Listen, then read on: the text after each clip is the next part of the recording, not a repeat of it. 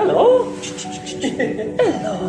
So he came in because the family got the kitten, but then they were highly allergic. Oh, I see. Yeah. Oh. How old is the kitten? 9 weeks? About 7, I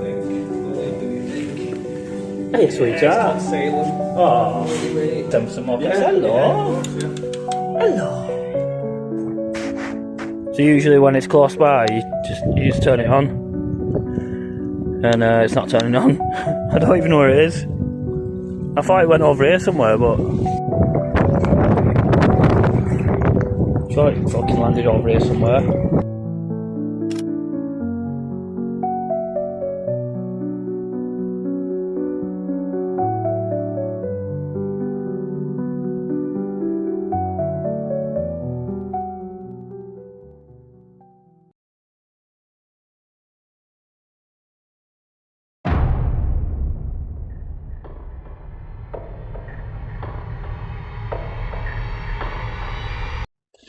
What's going on? Welcome to today's video, which should be quite a funny one really, because different video to usual. First of all, the sun's out, which is great because a lot of my content over the last 6 months has just been in fucking darkness really. Awful conditions, just dark, cold, icy, you know. It's nice to have the sun for once. So today's video, we're trying the drone. Yeah, I mean I got a drone at Christmas, but I tried it once and fucking it failed horribly. I can't fly the fuckers really, so we're gonna go to Hollingworth Lake, try and fly the drone without it going in the lake, which I think is going to be quite funny, to be honest. So we'll just, I mean it's just a normal shitty ass day video really, and that's why I'm doing it, just to enjoy the sun and try the drone really. So we'll get to the lake anyway. It has about, I think it's like 1 million visitors a year, so we just arrived now, so we're going to look like somewhere to set up and send the drone up, but it looks fucking, I don't think I'm going to get the drone back, to be honest, because it's windy as fuck. I'll just show you anyway. Shots of the boats over there really, get a close up of them. Anyway, there's quite a few people coming, so we'll get to a little good point and then we'll have a little look. So it is quite busy for, that's the Dr. Watkins' mansion there. No, actually it's that one there, sorry. Dr. Watkins' mansion. So this bungalow that you see walking around the lake, some people know about it, some people don't, but this is called, I think it's dubbed the bungalow that never was, which was made for Dr. Watkins and Elizabeth Watkins, a married couple that were doctors that were planning to retire and live in this home. So it's a retirement home for them really, but the bungalow never got finished, and that's the interesting point about this bungalow, why no one's ever moved into it. And it's such a beautiful bungalow as well. I believe there is work being carried out or planned to be carried out to complete this bungalow, which leaves a really interesting past, if you like, about this specific property. That fence is new. Not seen that before.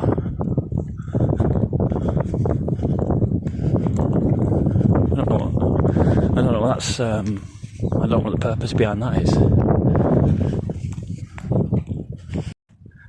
So that's where the fence stops. I don't get that because it was just an open field before.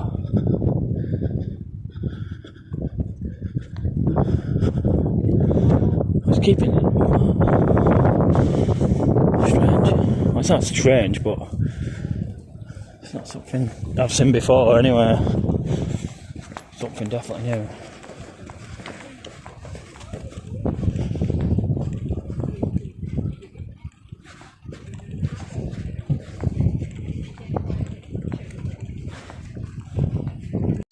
Is the boating house, yeah, and there's something pretty strange about this boating house I want to talk to you about. A lot of people remember like the boat lady Alice, yeah, I can't find any documentation how the boat was made, whether the parts were shipped in on rail and came here and they made the boat here, but I don't know, I can't prove that.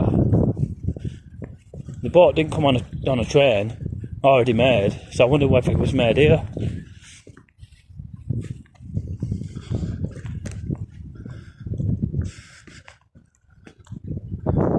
I don't remember this. Kind of cool. Right, so I just want to go back to that previous point I was trying to make there about Lady Alice and how it was made. Nobody knows how the boat was actually made or where it was made. I believe there was parts that came in from other parts of the country by rail, but I can't prove that either. Or they came in by truck, I'm not quite sure. But equally, I know that boat didn't come in already made. It must have been had to made somewhere, and I think it must have been at that boat house. But again, I can't prove any of this, and this is what the interesting point is how was that boat made? Because this was the original boat back in the day that actually was named after Alice Ingham. So we're looking for a little quiet spot, really. A little owl there on the tree.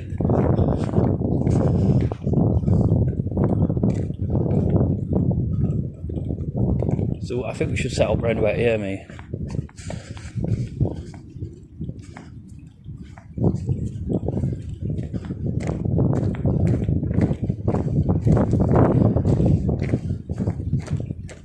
By the water.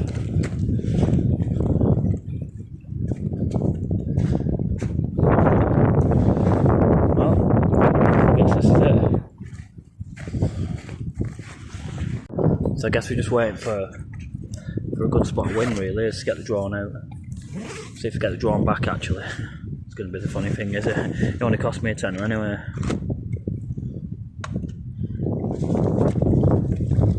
So we've got the drone here.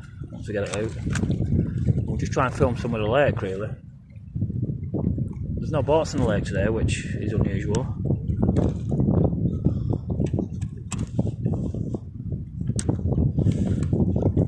So I better screen record this in case I lose a drone, because I'll lose the footage otherwise. So I'll just screen record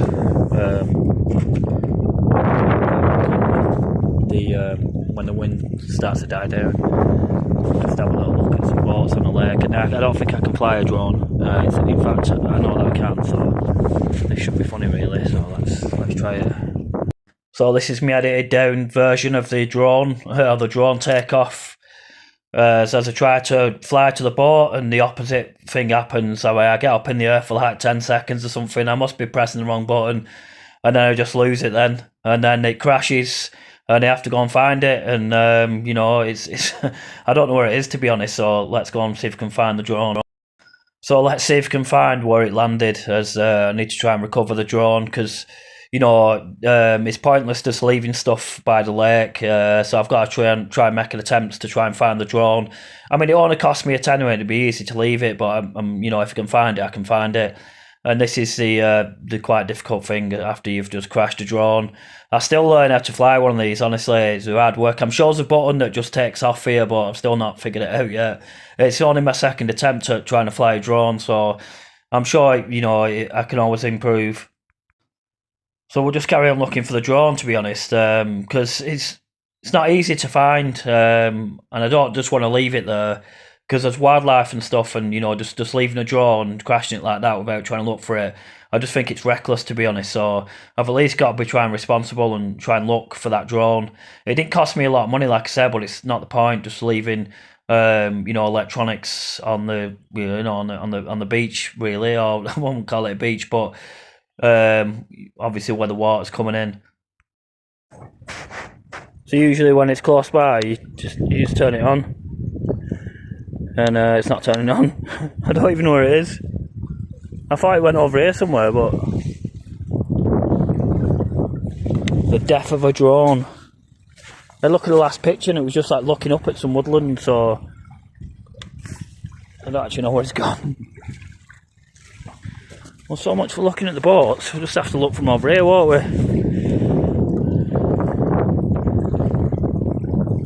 Well, that's what I wanted to look at, really, the boat. Not that's interesting or anything, but I don't think we're getting that drone back. Should really be, but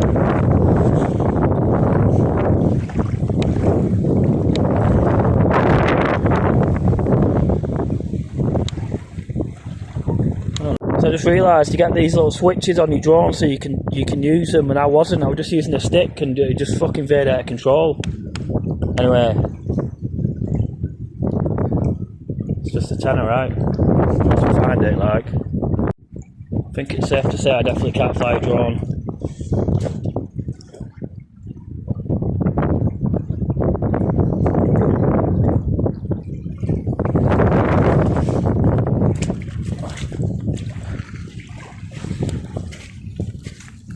Drones are just not for me.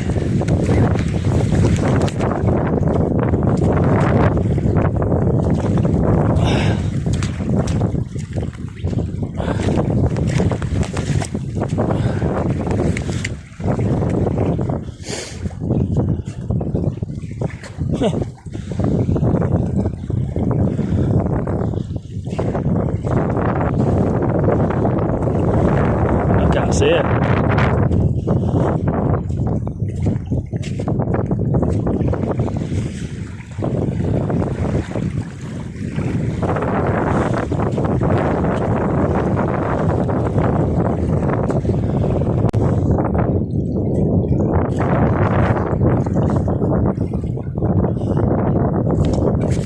There it is. No way, sir. No way, sir. Madness. It's still flashing, look, it still works. That's crazy. Fucking buzzing with that. Didn't think I'd find that again. It was just there. Nestled into the floor. The remote won't work though now, I don't know why. I'll have to have a look at that. So we've got the drone back, which works, funny enough. I can't believe it survived that, really, for a tenner. But this isn't working. It should just come on, really, and it's not doing. Maybe the batteries have run out, I'm not sure. It's definitely not. It's definitely not. Definitely not working.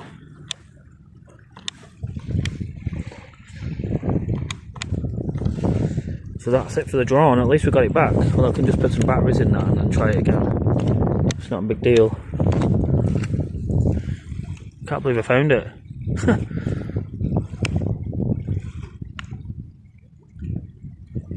Still in good working order as well, funny enough.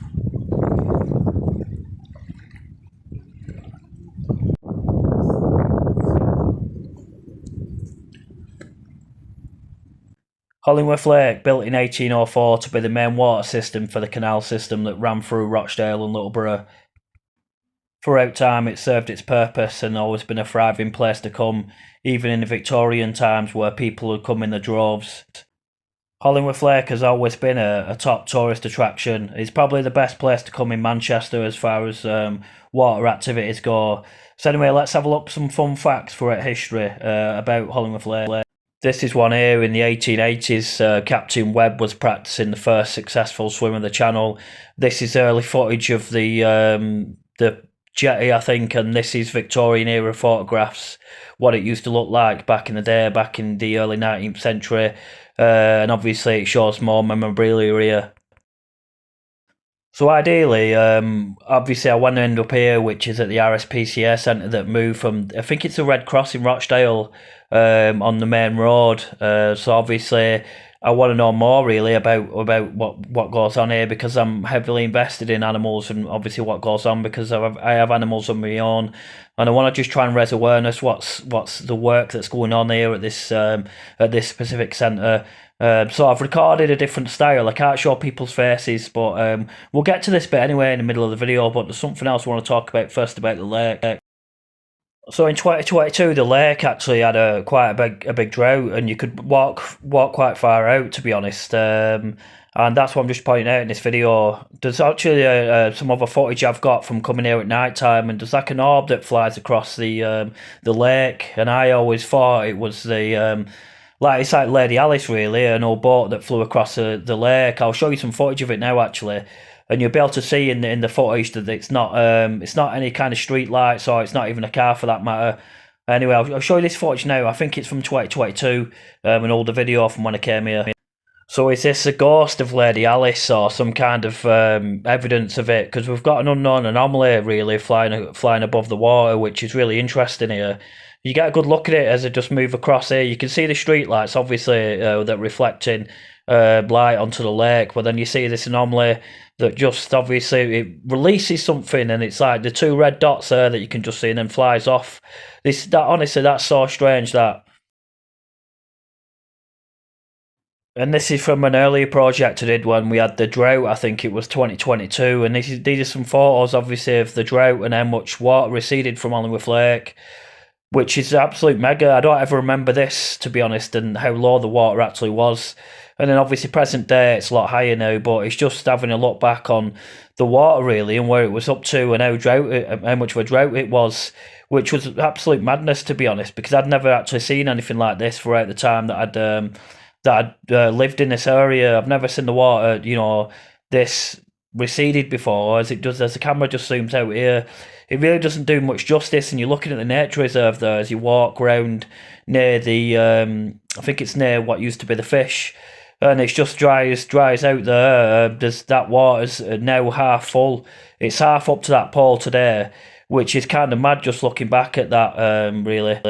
So I don't know if people know this, but there was soldiers stationed here once. I think I've seen a picture online once, and it was where I am now actually. I don't know what the purpose was for this, but it was round about here. I'll show you around anyway and show you like what I mean. So it says obviously in the Rochdale Online that World War I soldiers from the Manchester Regiment were stationed at Hollingworth Lake, Rochdale. The soldiers set up camp in Ely's Valley in the late summer of 1914. It said obviously the soldiers were preparing to fight the French in the Middle Eastern campaigns. Many of them didn't come back, and then obviously there's more questions here. And I'll show you a picture really, because it said the valley became filled with tents and horses and vans. So I'll just show you a picture of this. It's on Rochdale Online actually, and you can have a look at it if you like. But this is a picture of the valley, really, with tents. So this area is a caravan park, yeah. All this area as well, I think there was soldiers stationed here at one point. I don't know too much about that. I know that's a fact though. I don't know what they were doing, what the role was around. Anyway, just a little fun fact about Hollingworth Lake, really. So we'll finish the video on RSPCA if you can get any footage of it. So the reason why I'm coming here, yeah, is because I love animals. I've got animals of my own. I'm sure a lot of other people do as well, so I'm just trying to hopefully raise a bit of awareness on what actually goes on here, because it used to be the historical centre where you could come and watch. You used to have like this little mini cinema where you could watch stuff about Hollingworth Lake's past, and it'd talk about things like when the lake froze over and they had a game of cricket on the lake. So I'll show you the centre now, what it is, because there was a lot of restoration work done. Right, so I have to give a trigger warning from what you're about to see. One is because the way it's filmed, I have to film this in a certain way that protects people's identities, especially people that are working. So I'll refuse to film people's faces because they're at work and they don't deserve to be filmed. If you get me in the right way, they're at work at the end of the day. Their identity has to be protected, because that's what I feel is integrity. I won't reveal people's identities, especially when they're working, unless I really have to, but in this case I don't, and I don't wish to show people's faces. Equally, I have to film it just the way it's filmed, because I'm just trying to protect people's identities. So there'll be a lot of filming towards the floor. It's the conversations I'm looking to capture more than anything than actual people's identities. I'll try my best to capture the animals, but I do apologise if it triggers you that I'm filming the floor. It's like I say, it's the conversations that are more important than people's identities. So I just thought I'd give you that trigger warning before you watch this. So I don't know if can you actually go in there? That's the RSPCA centre. This is like a cafe, I think. No, let me go in and see what the crack is. I'll hold the camera down here because I don't want it filming me.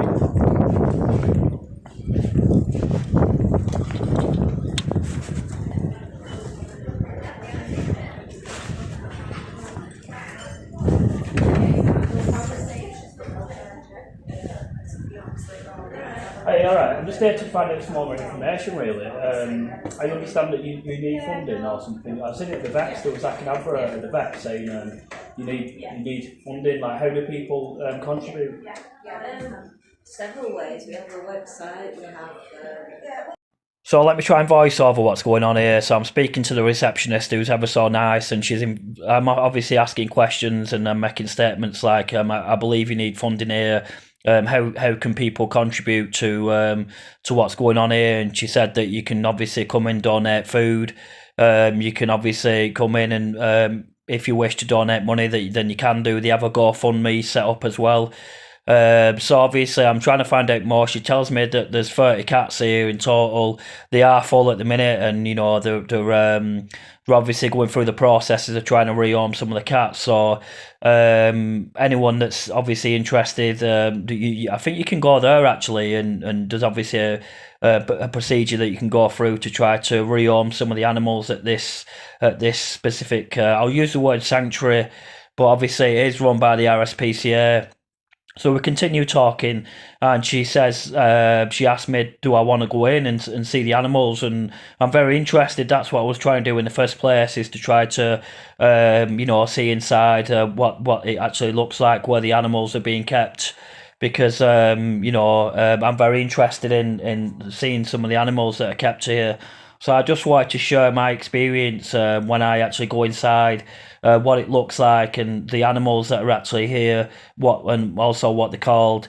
The footage isn't the best, but I'll release the audio because I think it's important for the interactions really, and some of what the animals are called as well.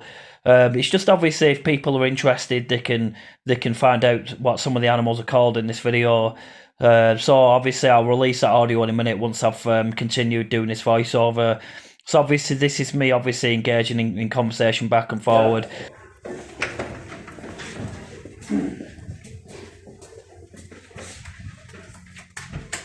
So this is our intake unit.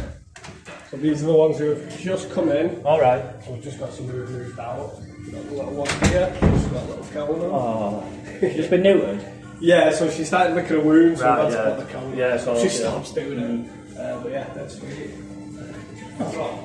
Little one here. Hello. Hello. Hello. So he came in because the family got the kitten, but then they were highly allergic. Oh, I see. Yeah. Oh. How old is the kitten? 9 weeks. It's about 7, I think. The only baby thing. Hey, sweetheart. It's called Salem. Oh. Little sweetie. Lovely.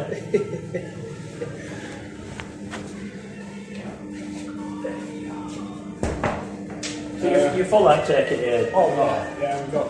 This is smartest is going in a minute. He's going to his new home. Oh. Bet he's excited, isn't he? He's going to a massive house. Is he? Oh, it's brilliant. I like his little patch that he's got on his chest, yeah. We've got his brother in there as well. Right. That's a separate because they were fighting. So that's his brother. Smarties. Buttons. Oh. Beautiful. So he'll be going next week. Yeah. He's just on some beds at the moment. But yeah, And then you got a bit more space and some more cats. Hello. Yeah, of course, yeah. Hello. Hiya, sweetheart. Oh, beautiful. Oh. We've got a little twilight there. Oh, look at them all. Hello.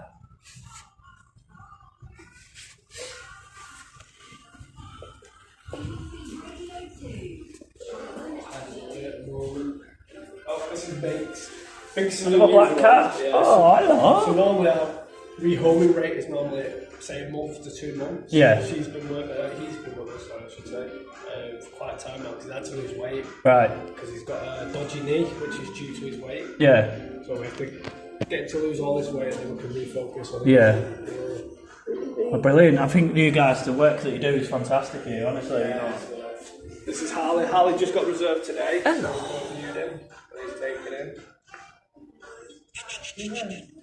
Oh. So do people apply? You know, if they want a cat, like. Normally through online. Right. Okay. People can pop in the centre. Yeah. But what we're trying to do is limit the amount of people coming through, because obviously we get nervous cats. So trying to Of course. Yeah. as possible. Yeah.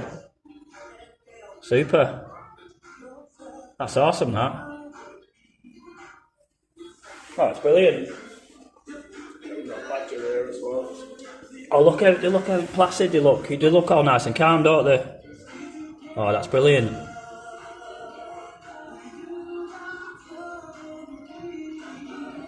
They just look so calm, don't they? You know. That's the thing we try to keep. Yeah.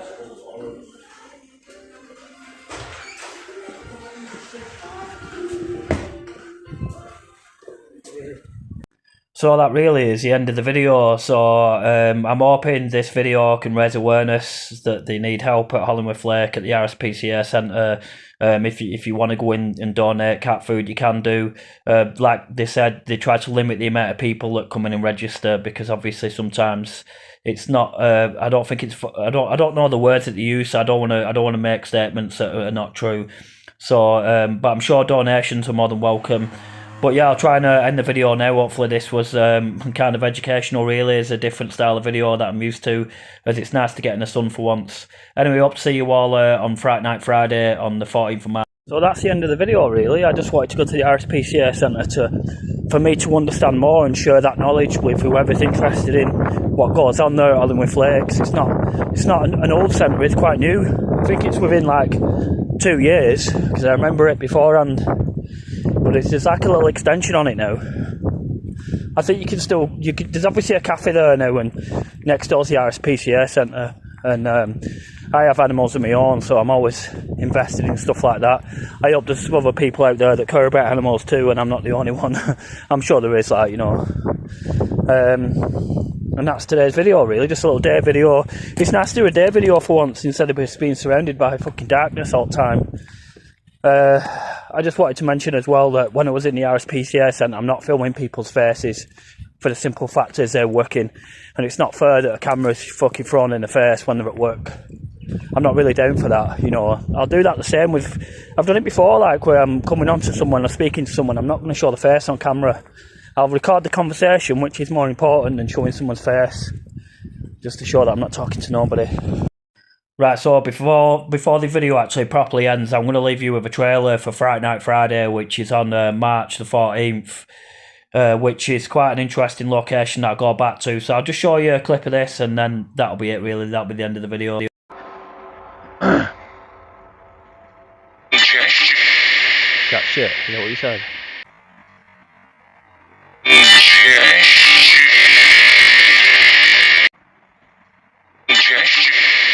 That shit, is that what you said?